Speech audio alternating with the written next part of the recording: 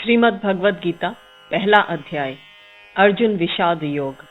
धृतराष्ट्र ने कहा, हे संजय, धर्मभूमि कुरुक्षेत्र में एकत्र हुए युद्ध के इच्छुक मेरे और पांडु के पुत्रों ने क्या किया?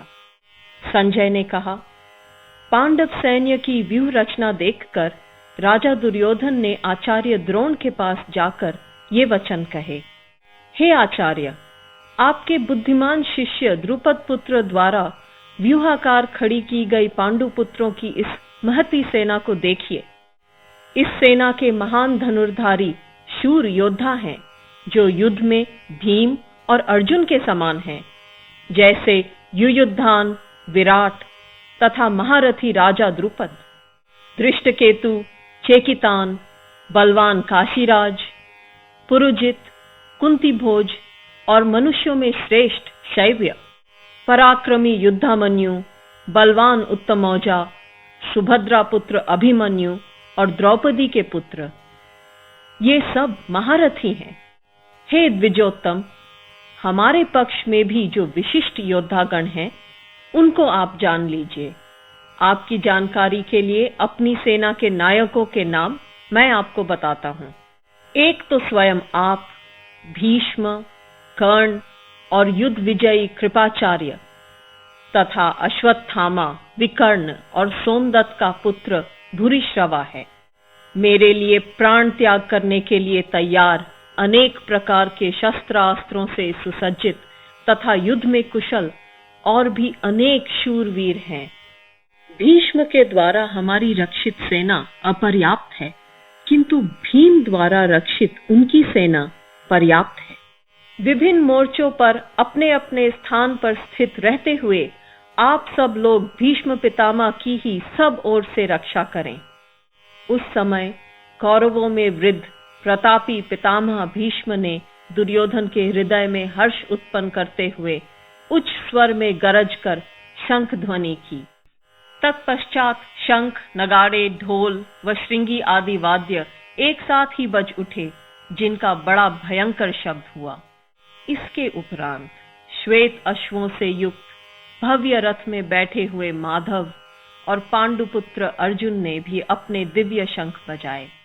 भगवान ऋषिकेश ने पांचजन्य, धनंजय अर्जुन ने देवदत्त तथा भयंकर कर्म करने वाले भीम ने पौंड्र नामक महाशंख बजाया।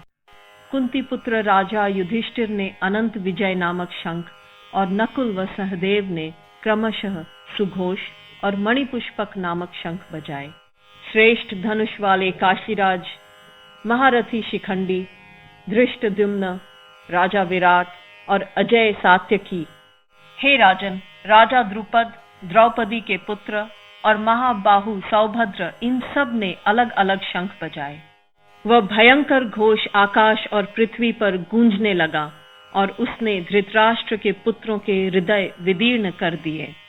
हे महीपते, इस प्रकार जब युद्ध प्रारंभ होने वाला ही था कि कपिध्वज अर्जुन ने धृतराष्ट्र के पुत्रों को स्थित देखकर धनुष उठाकर भगवान ऋषिकेश से ये शब्द कहे।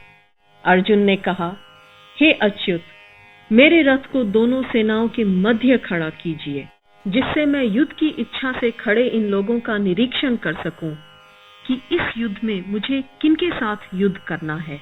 दुर्बुद्धि दुर्योधन का युद्ध में प्रिय चाहने वाले जो ये राजा लोग यहाँ एकत्र हुए हैं, उन युद्ध करने वालों को मैं देखूंगा। संजय ने कहा, रणभूमि में शोक से उद्विग्न मन वाला अर्जुन इस प्रकार कहकर बाण सहित धनुष को त्याग कर रथ के पिछले भाग में बैठ गया। भीष्म, द्रोण तथा पृथ्वी के समस्त शासकों के समक्ष उन्होंने कहा, हे पार्थ, यहाँ एकत्र हुए इन कौरवों को देखो। वहां अर्जुन ने उन दोनों सेनाओं में खड़े पिता के भाइयों, पितामहों, आचार्यों, मामाओं, भाइयों, पुत्रों, पौत्रों, मित्रों, श्वसुरों और सहृदों को भी देखा। इस प्रकार उन सब बंधु बांधवों को खड़े देखकर कुंती पुत्र अर्जुन का मन करुणा से भर गया और विषाद युक्त होकर उसने ये कहा। अर्जुन ने कहा, हे कृष्ण, युद्ध की इच्छा रखकर उपस्थित हुए इन स्वजनों को देखकर मेरे अंग शिथिल हुए जाते हैं। मुख भी सूख रहा है और मेरे शरीर में कंप तथा रोमांच हो रहा है। अर्जुन ने कहा, हे कृष्ण, युद्ध की इच्छा रखकर उपस्थित हुए इन स्वजनों को देखकर मेरे अंग शिथिल हुए जाते हैं। मुख भी सूख रहा है और मेरे शरीर में कंप तथा रोमांच हो रहा है। मेरे हाथ से गांडीव गिर रहा है और त्वचा जल रही है। मेरा मन भ्रमित सा हो रहा है और मैं खड़े रहने में असमर्थ हूँ। हे केशव, मैं शकुनों को भी विपरीत ही देख रहा हूँ और युद्ध में अपने स्वजनों को मारकर कोई कल्याण भी नहीं देखता हूँ। हे कृष्ण, मैं न विजय चाहता हूँ, न राज्य और न सुखों को ही चाहता हूँ। हे गोविंद, हमें राज्य से अथवा भोगों से और जीने से भी क्या प्रयोजन है? हमें जिनके लिए राज्य, भोग और सुख आदि की इच्छा है, वे ही लोग धन और जीवन की आशा को त्याग कर युद्ध में खड़े हैं। वे लोग गुरुजन, ताऊ, चाचा, पुत्र, पितामह, श्वशुर, पोते, श्यालक तथा अन्य संबंधी हैं। हे मधुसूदन, इनके मुझे मारने पर अथवा त्रैलोक्य के राज्य के लिए भी मैं इनको मारना नहीं चाहता। फिर पृथ्वी के लिए कहना ही क्या है? हे जनार्दन, धृतराष्ट्र के पुत्रों की हत्या करके हमें क्या प्रसन्नता होगी? इन आतताइयों को मारकर तो हमें केवल पाप ही लगेगा। हे माधव, इसलिए अपने बांधव धृतराष्ट्र के पुत्रों को मारना हमारे लिए योग्य नहीं है, क्योंकि स्वजनों को मारकर हम कैसे सुखी होंगे?